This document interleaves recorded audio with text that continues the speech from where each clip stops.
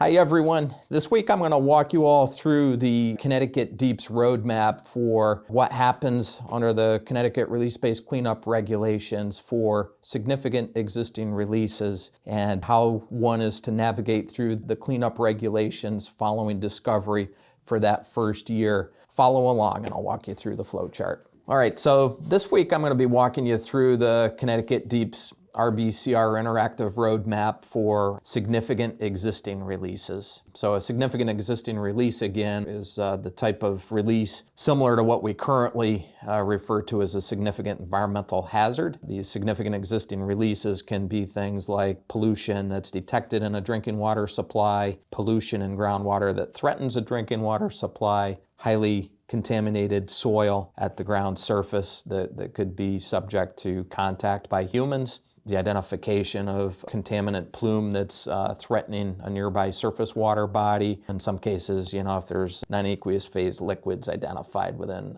proximity to a surface water receptor or a wetland, all of those types of scenarios could certainly qualify as significant existing release. Once you've identified or discovered a significant existing release, the actions actually are very similar to what takes place with emergent reportable releases or spills. Once it's discovered, you report it to Connecticut DEEP, and just a reminder that there's some very tight time frames for significant existing releases and the associated time frames too. So you report it to the state. Connecticut DEEP may certainly come out and mobilize to the site to help direct the cleanup efforts, or those immediate actions anyway, including things like stabilizing and mitigating the ongoing release if that's the case, commencing with site investigation and characterization to understand the extent of that release and how it may be impacting certain sensitive receptors, and certainly commencing with remediation and monitoring,